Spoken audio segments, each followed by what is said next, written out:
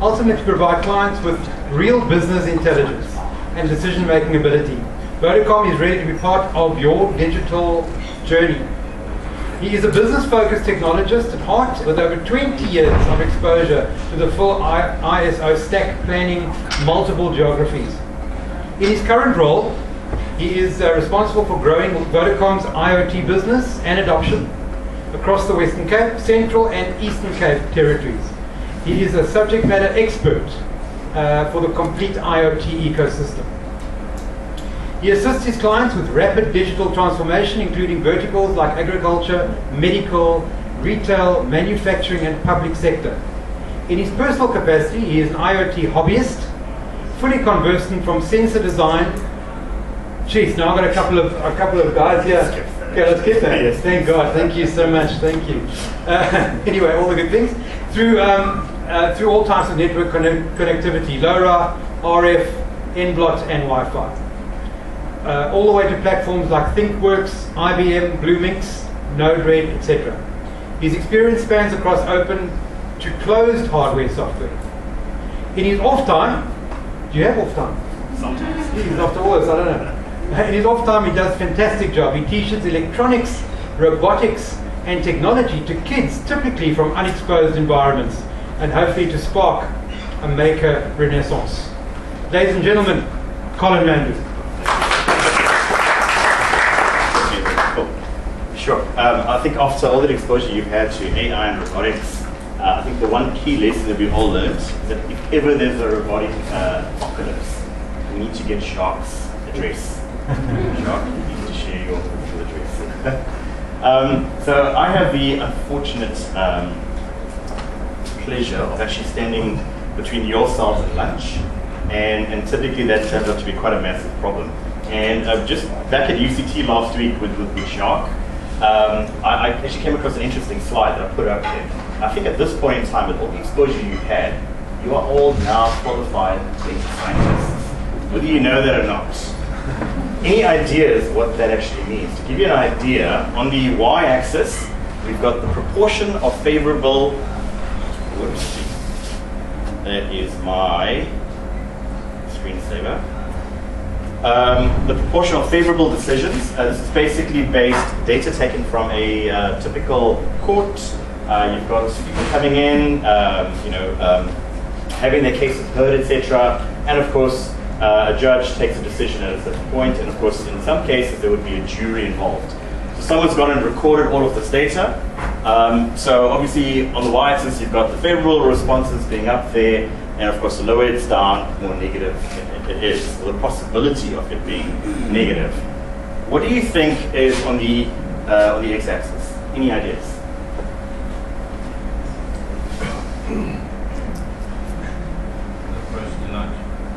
So who was it? Who was it? It was yourself? Well done. Okay, so you are now a certified data analyst.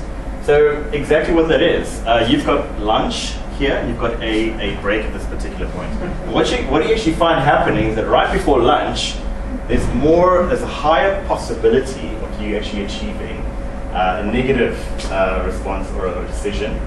And straight after lunch, you've got the highest possibility of there being a favorable outcome. So if ever you find yourself standing in the queue, you know what to do.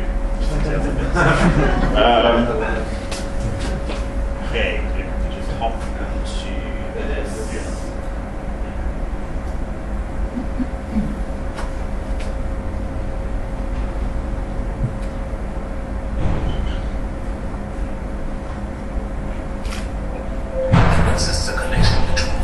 Sorry about that. We're going to just strictly transfer the audio.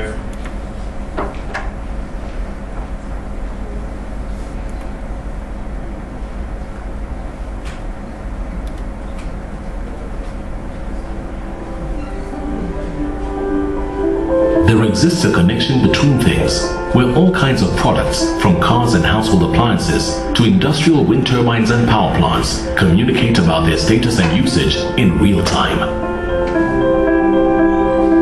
A connection between things that tracks assets across the world and provides insight and information to help companies better service their customers. innovative ideas have led to new business models and product categories, where smart cities have the potential to help government in the private sector tackle society's biggest problems, including congestion, pollution, as well as crime. Where doctors can communicate remotely, so healthcare happens at home and not in a hospital. Where buildings and bridges, roads and railways are sensing and responding to changing events. Where communities tucked deep in the corners of our continent can communicate, work and thrive. A connection between things that is enabling industry leaders to bring their boldest ideas to life. Where smart services is enabling global companies to access Africa's ideas and people, allowing the continent to flourish. For more than 20 years, we've been delivering this connection to things, the Internet of Things, where our unmatched capabilities, experience, and global reach has been transforming lives and businesses in Africa with the power to do more. Vodacom, power to you.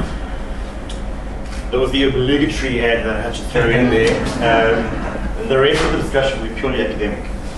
So very quickly, we've all been talking about the Industrial Revolution, and we're currently on which iterants? First, second, fourth, the fourth Industrial Revolution. I'm not going to talk about too much in this particular area, but suffice to say that for me personally, I think if you look at the first, the second, and the third Industrial Revolution, the one thing that was missing was Africa's participation. And the thing that I'm I'm really excited about is that in the fourth Industrial Revolution, Africa will now be a participant. And I think my call to action to yourselves as business leaders and technology leaders is take up the challenge, participate in the digital era, and be part of this new digital revolution. Just in terms of where we are right now, and I'm not sure if there are any nerds in the room, but this would excite you for a couple of reasons. Probably looks like a periodic table of elements. Number one. Number two, it's got a whole bunch of emerging technologies built into this. But very quickly to explain this, I'm not going to venture to go and describe every single bit of technology in this. But other than to tell you that this little green block on that side is described as Horizon 1. So I'm not sure if some of you may be aware of Horizon thinking, where Horizon 1 is business as it stands. It's the stuff that places bread on the table. In terms of Horizon 2 is what would happen in the next 5 to 10 odd years, and Horizon 3, what's coming up beyond that.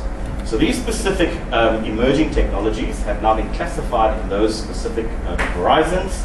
And as you can see, there is just no relinquishing. It's just coming at you in wave after wave after wave. Okay. So the question then to yourselves would be, where are you currently in your digital transformation? Are you capable of adopting a lot of these technologies when they eventually emerge? And how are you currently servicing your clients? But we're going to get to a little bit more on that just now. I think from an AI perspective, Dr. Ludik has covered this in deep detail. So I'm just going to continue to move past this.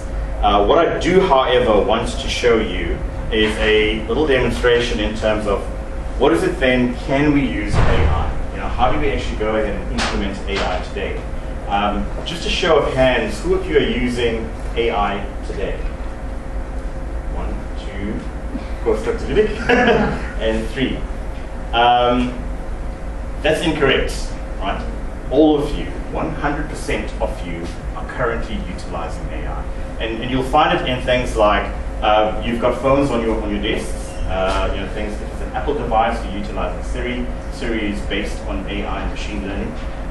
If you are searching for something on Google, Google's built on AI and machine learning. If you are a Netflix user, you'll find that Netflix, if you type in a few of your interests, or just type in a movie name, Netflix will come up and recommend other movies that you would like. And it gives you a little number in the corner. That's either says 89 or 92 or 97. Any ideas what that number might be? It's actually it's a percentage in terms of a match based on the first movie that you decided to watch. the percentages basically say, what is the possibility of you actually enjoying that movie? So I can assure that 100% of you are currently making use of AI and machine learning technologies, and this is not necessarily something of the future. So quick sort of way of example. This particular image, it's an AI model that was designed particularly in New York. There's a view out onto the street. I think it is New York. And very quickly, who would like to take a stab in terms of what's happening?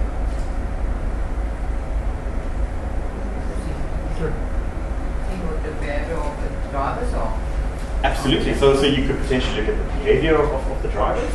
But you know, quite evidently, it's now identifying what the model thinks it's seeing. Okay, so essentially we would call this computer vision. And you'll find that there's tons and tons of models out there that you can build code like this in about 10 lines of code. You can build this model today and actually implement it into your business. But of course you would need specialties like Cortex Logic, for example, to then go and further integrate that into your business. Any ideas in terms of what can you extract from this? How would you actually implement this? How could this be useful to a citizen? How could it be useful to the city of Cape Town? How could it be useful to potentially the security team, whether it's at a business or even the city of Cape Town? And I'll guarantee that if I give each and every one of you a chance, you will each name a specific use case. Okay, but ultimately, something like this will basically help you count the number of cars. Right? So you see now and then the poor souls that have umbrellas and sitting at the corners of roads with little clipboards and a pen. They're counting. All right, I see 2 cars. All right, there's a van. Okay, there's a truck. And that's what they spend doing their entire single day. Something like this tells you that is now obsolete. You can completely go and remove it today. Okay, so you can use this technology to start counting every single car. And what's really impressive about this as well is that we did not have to go and tell the system, all right, a white or a black sedan looks like this. It has these certain features, etc. Using the power of machine learning, we have actually trained a system. We have trained a robot. We've trained an algorithm to learn how to identify vehicles. And as you can see, it's not just vehicles, it's telling you what the current traffic light signal looks like, whether it's red or green, etc. The one thing I do want to mention, however, is a very quick takeaway for yourselves. If ever you are placed in the spot, you said, you know, what is the difference between back in the days when we used to, I don't know if any of you play with Logo in school. You have a little turtle, and you tell the turtle to move forward 10, you tell the turtle to turn right, and you tell it to go 10 again. And we can basically program a little turtle to walk around this room, okay? So that was our artificial intelligence back in the day, right? So it involved a person writing some code, which involved a computer. And that basically output some type of data. The difference between that and machine learning today is that you now have lots of data, so things like big data, feeding into a computer system. And essentially, the computer system is running an AI or an ML type system, and the output of the ML system is a program. Okay, so you're throwing data into this box, okay, that's consuming the data, and it is then learning how to identify vehicles like this. Anybody knows of another machine that's existed since the beginning of mankind? Been doing that and continues to do that today. A newborn baby, right? A newborn baby, that's exactly what the baby does. Remember, no child is born learning how to speak, right? These are things that they suddenly learn. No child is born learning how to drive, okay? So, but again, you know, the formative years to me is really what's interesting, in that by placing a child, a newborn child, in any of your families, sitting around here, after about 3 years' time, the child will speak your language, speak your accent, and you know all the relative nuances within your specific families. We have now been able to replicate that in machines, particularly from the work of Dr. Ludick, etc., and other pioneers in the field. We have taken all of that work and we can now suddenly compress it into just 10 lines of code to suddenly create a learning thing, ultimately. To give you some sort of use case, we have been liaising with the City of Cape Town, particularly around, we're going through the drought at this point in time, and there was always talk about day zero. So what we've actually designed for that particular scenario, if ever we got there, is exactly a system like this, where we have built a complete standalone camera system that has built-in batteries, has built-in solar panel. It's got an onboard DVR, which DVR records what it sees ultimately. It has wireless connectivity, and you can place it and deploy it anywhere you choose. Right? So why is it so revolutionary? Number one, it can be installed and set up by anybody. Number two, it's fully mobile. You can drive it around to whichever part of the city you want it to be. And number three, it has built-in analytics and built-in AI. What it does is that we do exactly this that you're seeing on the screen.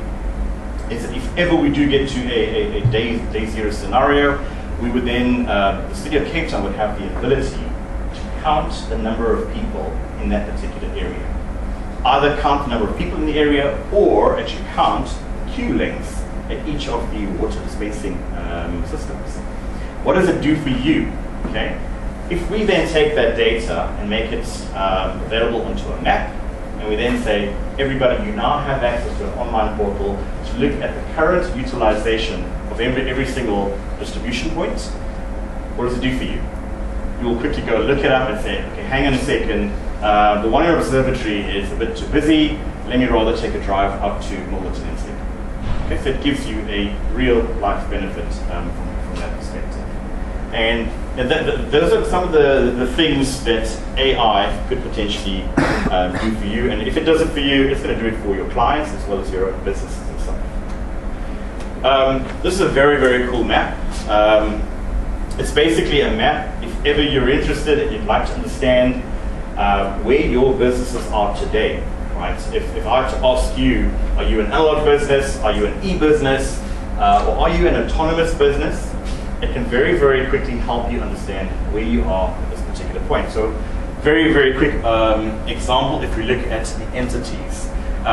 If you're a business currently dealing with people, okay, and nothing else, you don't have any systems in place, you don't have any payment systems or whatever, you can probably consider yourself an analog business, which I'm sure that none of you are here at this point in time.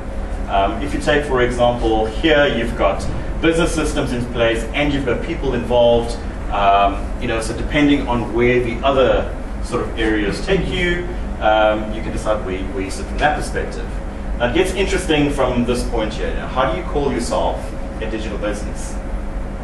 So for example, you've at least got to have people, you've got to have the business systems in place, and of course you've got to have things.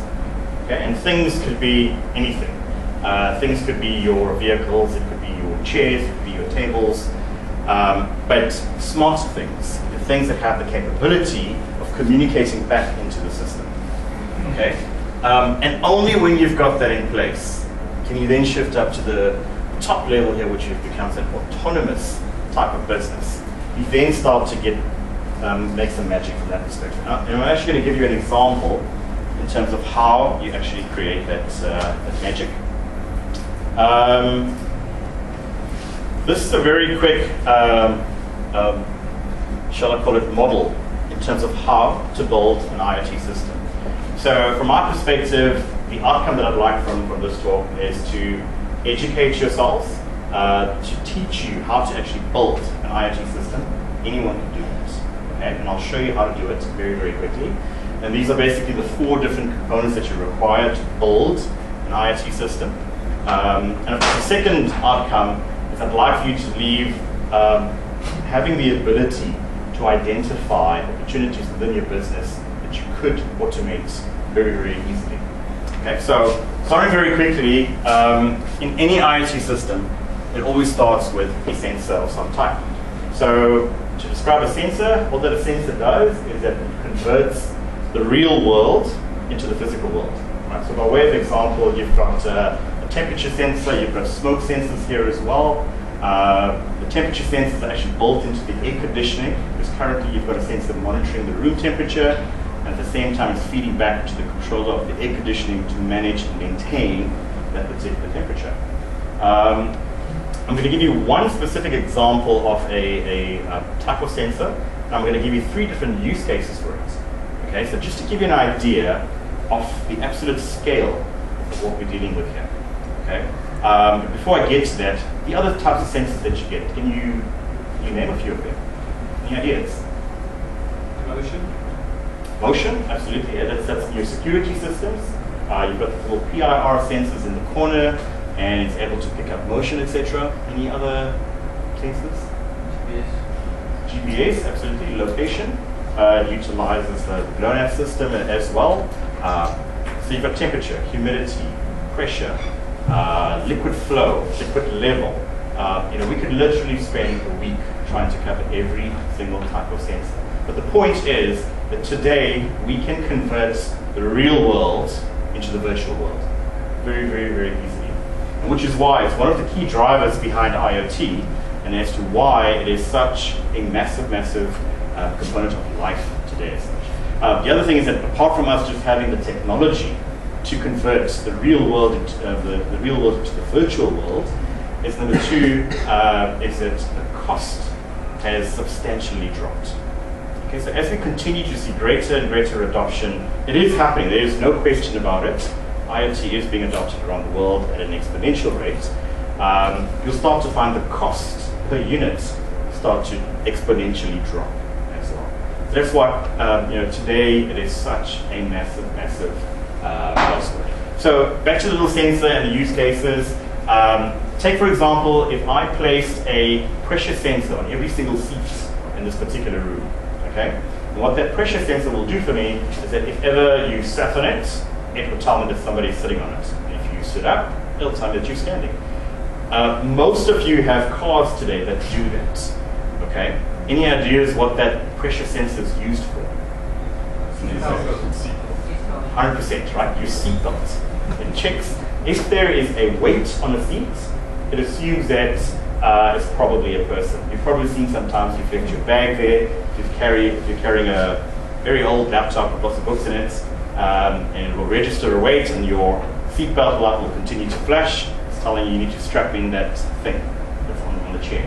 Okay, so all of you already have experience with a pressure sensor. So in this type of environment, I could very easily measure the occupancy of this room. So if I ran this particular hotel or this conference center, I could provide statistics to the owner, just in terms of the daily use of this room. How utilized has it been? Has it been at 100%? Has it been at 50%? What that can do for me as an operator of this facility or a facilities manager, I could then go and make a recommendation that, excuse me, Mr. CIO or CFO, this room over any particular month is always 50% utilized. There's a problem. So what could we do? We could actually look at breaking up the room into 2 separate rooms and suddenly allow me more of an ability to earn revenue in a different room, rather than just make 100% use of the entire room, but use it 50% physically. Okay? If you look at it from a corporate perspective, a lot of you have issues with, you've got very limited boardrooms. From that perspective, how many of you actually know how utilized those rooms are? It's very, very difficult to get access to a boardroom. You always have a last-minute booking or a last-minute meeting, and a room is never, ever available. So again, you could use these pressure sensors to quickly tell you how utilized your room has been, and whether you should split up your room, whether you might even identify a popular room. The room might be popular because it's VC enabled, or it might have a nice view of the golf course, or for whatever other reason. So suddenly, additional business insight has been unlocked. And all from a little pressure sensor. Okay, the other use case that you can make use of is, if you look at a contact center environment, and again, how many of you know that do operate contact centers, how productive are your people? And particularly if it's an outsourced component, how productive is this particular business in providing that type of service. And here again, I'm making the assumption that productivity is directly linked to somebody sitting on a chair. Okay, so again, you can then look at a contact center, pressure sensors, and at the end of a week, tell your client how productive their people have been from 8 in the morning till 5 in the afternoon. Okay, so that's sort of a negative sort of look at pressure sensing. On the positive side, if you were someone like Discovery Health, or if you were probably part of the HR team, and you want to promote employee well-being, okay, I could then look at Jacques. You know, how often is Jacques actually sitting at his desk?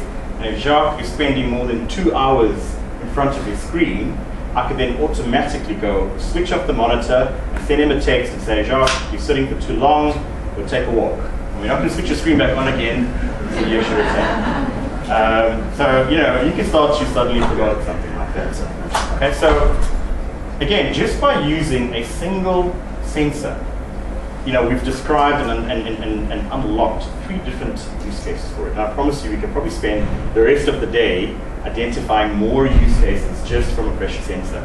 Imagine then you can do with every other type of sensor. Okay, so that will sort of give you an idea in terms of the sheer size of what we're dealing with. So in terms of building, let's say you have to go out and build the system in your organization. Whether you wanted to check the productivity of people, or whether you wanted to check, manage the well-being of your people, you can decide, be popular or not. But you would start off with the sensors. Now, typically in a room like this, we'll deploy a sensor in every single chair. I would need to then provide some type of connectivity to that sensor. Now, as much as I'd love to stick in a SIM card into every single chair, I'm not going to do that. It doesn't make financial sense. But if I do happen to do that, I'm going to go to Comms Cloud to help us with the device management from that perspective, because it's going to be quite a few different SIM cards to deal with. The thing that I would do, however, is that I could use multiple sensors like this that could talk to a single gateway instead.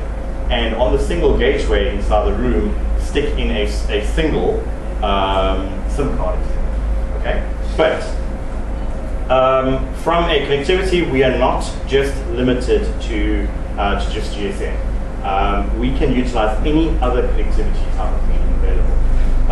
The one thing you're going to start to see, particularly in the world of IoT, is that you're going to start to find competitors working together. You're going to start to find different types of suppliers working together, and that's what I love about this new space that we're in.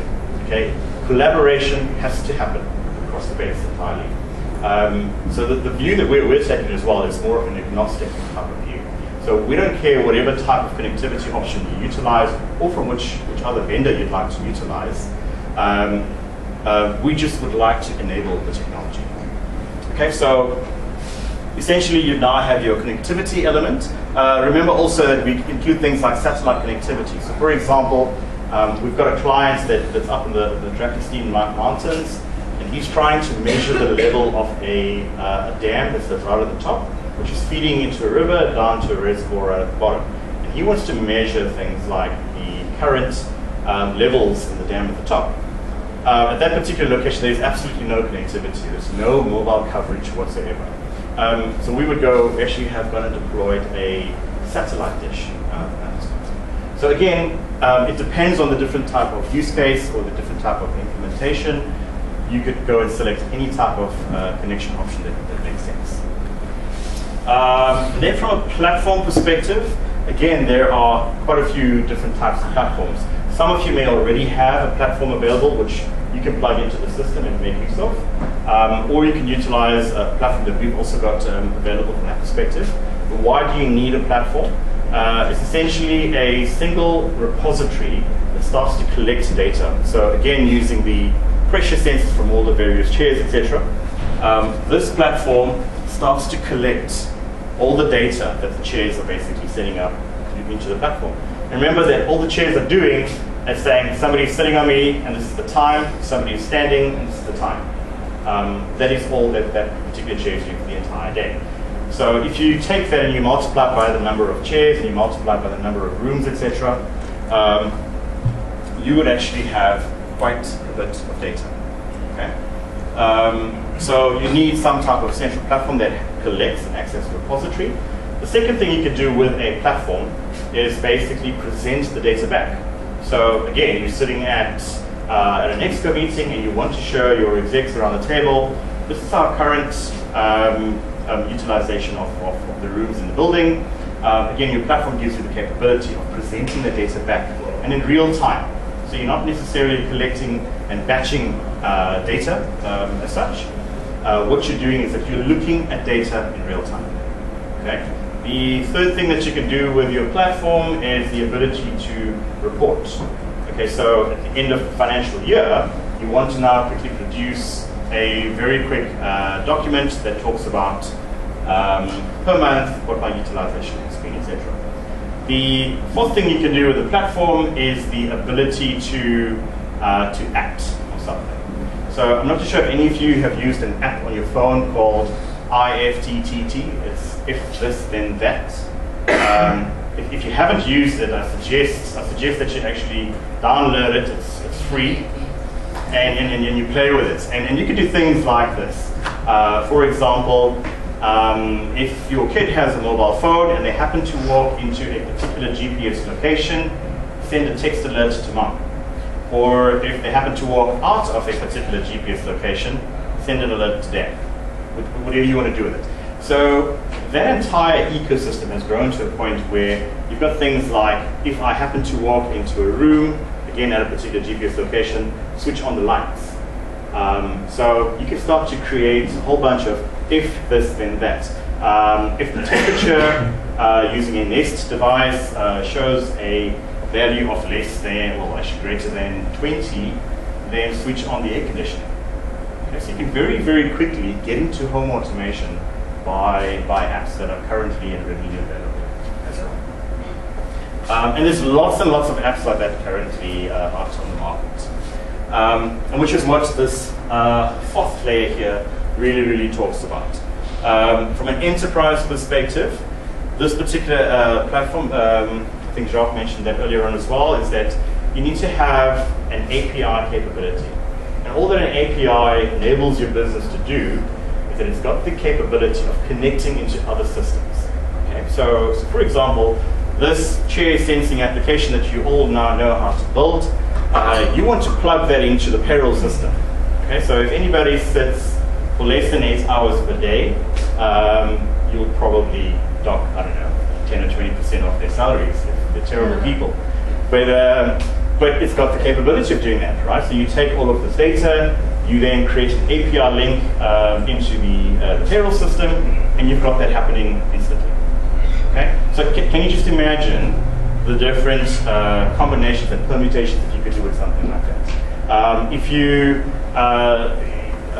We heard the word predictive maintenance spoken about throughout the entire morning.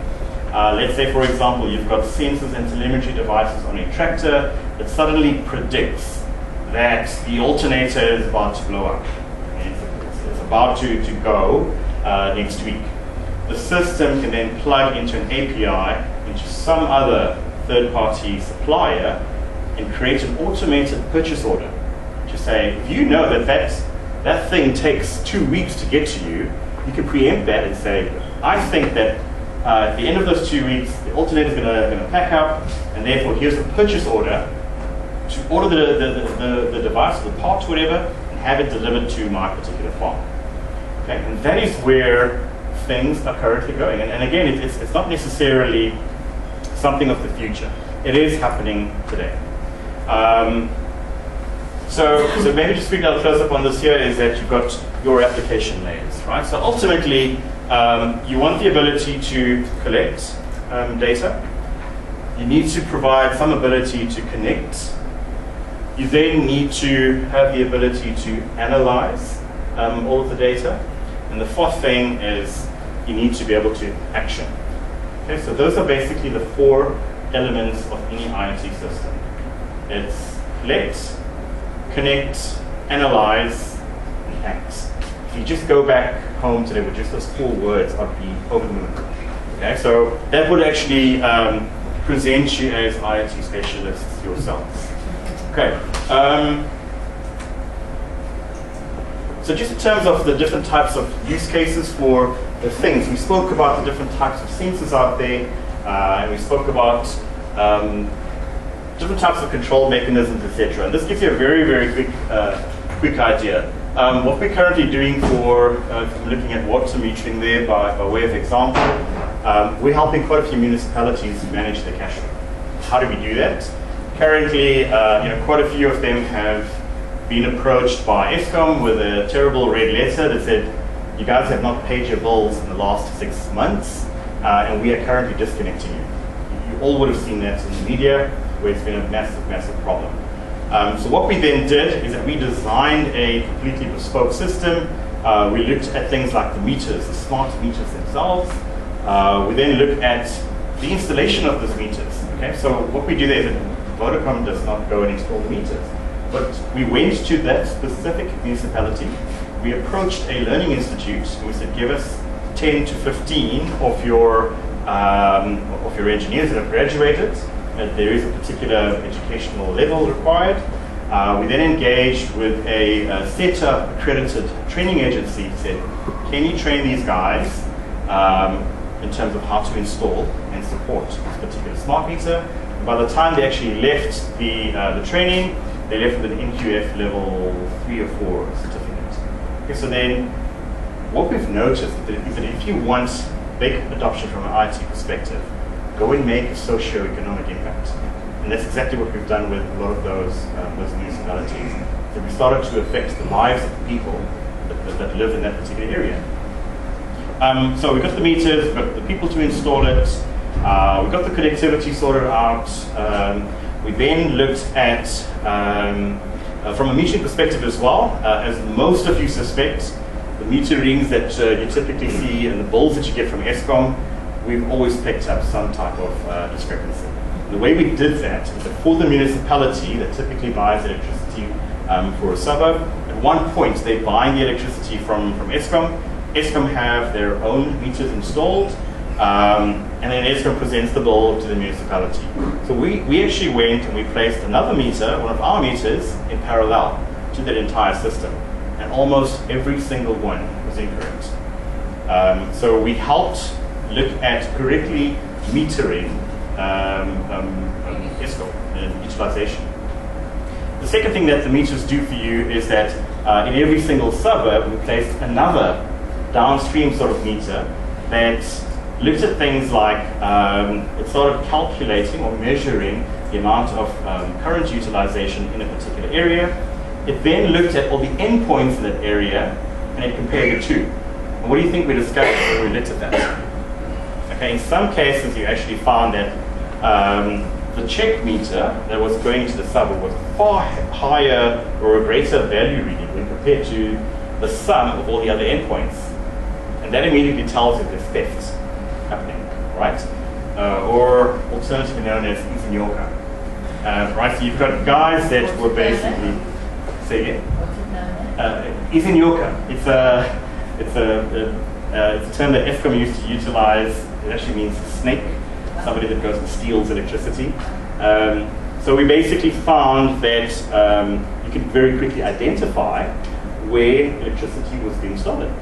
So if you look at that entire system, we basically engage with municipalities that were typically losing on average about 2 million rands a month, which is why they were being disconnected ultimately. Post our engagement with them, they swung around to black, and it went up to 500,000 rand per month. Okay, so it was a really, and we've also made a massive socio-economic impact in a particular area. And the great thing about these types of solutions as well, that we can package it as a cell phone contract that we can actually take it to the municipality. So we presented the municipality with very, very simple costs. There weren't any variable costs associated with it. It was a fixed, deterministic price at the end of the month. And of course, when it came to the price per unit, it wasn't even a discussion. I mean, if somebody comes up to you and say, we're going to swing you from the red 2 million to black 500,000. There is no discussion around the cost of the individual buildings. Okay, so it's all about really going out and solving problems from that perspective. There's a whole range of other use cases here. Parking monitoring, for example, you can go and deploy sensors inside a parkade. How wonderful would it be when the day arrives that you can drive into Cavendish, although they currently do have sensors that tell you that the cars are parked there or not, and how many are available. It'll be great to then take that to the next level, and when you typed in Google Maps pointed you to the right entrance to utilize, where it thought that more parking was available, and as you entered, it then directs you to the first available parking spot through use of LED lights on the road as well. That technology is available. It is currently available. Definitely looks like some smiles coming. Definitely a Cavendish user. So ultimately, what is this smart bins? It's technology that's rolled out in the Netherlands as we speak. And why would you want to have a smart bin? Well, it's just really a bin. But that actually helps the guys that collect the trash. Okay, so if you now have a level sensor inside each of these bins telling you what the levels are in each of these bins, number one, and number two, which bins have actually been placed out for collection, and you take all of that data and push it up into some type of platform with some great AI and ML logic behind it, the ML system will then tell the pickup team, this is your GPS route that you need to take. Right? So every single time that they go out to pick up the bins, it's a completely new route that was prescribed by the AI system ultimately. Okay? And again, I mean that's been in place for 4 years already. So again, it's nothing new from that perspective. And yeah, there's a whole range of stuff. In terms of time, how am I? 2 minutes. 2 minutes. Wow. I'm just going to quickly skip. So I think maybe with my last 2 minutes, what I do want to tell you is that we've spoken about a whole bunch of different Lego bricks. Okay, Lego bricks in terms of different types of sensors available, different types of connectivity options, different types of partners out there, an ecosystem that can plug into this complete solution. There really is quite a bit, right? But we don't want to go and talk to our clients around technology. Basically, clients have a problem. Right? It's a problem that needs to be solved. What is your problem, Mr. Client? I haven't been paying my bills for the last couple of months. You know, can you help me? What is your client? Well, our pickup trucks for the bins are costing us too much. They end up picking up empty bins ultimately. Whatever the problem statement is, there is a solution. Okay, so I mean, this slide basically tells you, do not go and talk. And even at your executive layer type discussion, don't bother talking about technology. Go and talk about the guy that wants to have this fantastic experience about jumping onto a skateboard and whizzing down the road and doing whatever he does on that skateboard and the joy that he feels from doing that. Right? Sell the experience, sell the elation that you could potentially get from this particular project. And I promise you, your IT projects or your IT implementation will be that much more better. I'm going to skip all of this. So that's me, I hope. If you've got a QR scanner, feel free to scan that. You'll have my details as well. But yeah, available for the rest of the day to engage. Are there any quick questions? But just interesting sake, have they, and I'm sure they have, have they from monitoring someone on a camera or voice, have they gone as far with behavioral thing from a security perspective? Oh, you would not believe the advances that have been made from that perspective. So that camera system as well that I showed you initially, you can also use it to create a virtual perimeter, virtual security. So let's say, for example, it's deployed out in the middle of a ground or a golf course like this, and you want to protect a particular area. Bring up that system, you draw a virtual line, and you say, if anybody crosses the line, based on the images that the cameras are picking, trigger an alert, or switch on the lights, or inform the greens manager or whatever it is that you want. That's one thing that you can do. Then from the other video analytics as well, I think there's a great opportunity to look at to solve bullying in Cape Town. So each one of my kids go to a different school, and every single one of those schools, we have a problem with bullying. Okay? So what you can now do is with these types of cameras, you can monitor a school ground and start to count the number of people. So firstly, are the kids supposed to be in a particular area? If they do cross into an area, contact the headmaster or whomever else. The second thing that you can then do is count the number of people density in a particular area. As some of you may know, if you were really bullied at school, whenever there's a fight, there's a lot of people coming around to watch what's going on and who gets beaten up. Okay, so you suddenly find that people density grows. So the system can be programmed to say, well, if people density grows beyond 10 per square meter, whatever that is, there's potentially a bullying issue happening. Now, taking the same system and apply it to what's happening metro rail train stations, for example, we can then look at riot control. We can give you an idea in terms of when we think that there's potentially a riot that's about to break up in a particular area, again, by just merely counting the number of people. We could go on. Also from a facial expression or a tone of voice. Oh wow, yeah. So again, it's currently available where you can do things like sentiment analysis, right? So for example, we could put a camera system here, looking at all of you, and the system can be trained. If most of you are like, that's a terrible presentation, right? And it'll flag red, and it'll ask me to get off. Or if all of you are smiling, it's a very, very different thing. So we can actually quickly determine, and there's a specific area from this perspective called sentiment analysis. And we can tell you what the general sentiment was in a room, at a conference, in a school classroom type setting, whatever it might be. You can also do sentiment analysis not just from facial recognition, but you can do things, we can plug into the social networks. And today, we can very quickly build a model that will say, show me all tweets relating to Donald Trump. Okay, and the model will then quickly tell you, right, what does the sentiment look like in America? What does the sentiment look like in Britain? What does the sentiment look like in Russia? Obviously, far higher in Russia. You know, so you can plug into a whole range of other social media type systems. Obviously, those systems are API based. We can plug directly into them. We can read data, etc. And that is ultimately the magic of going digital. That's it. Okay. Good. Thank you.